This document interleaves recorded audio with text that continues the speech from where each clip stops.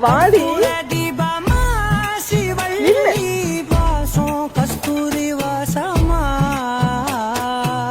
சரி பாப்பா எங்க பாப்பா போற வீட்டுக்கு தான் வந்துட்டேன்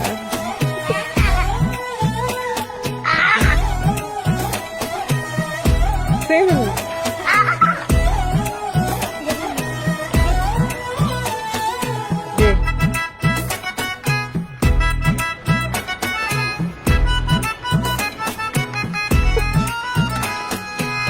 கூட்டத்துல போனா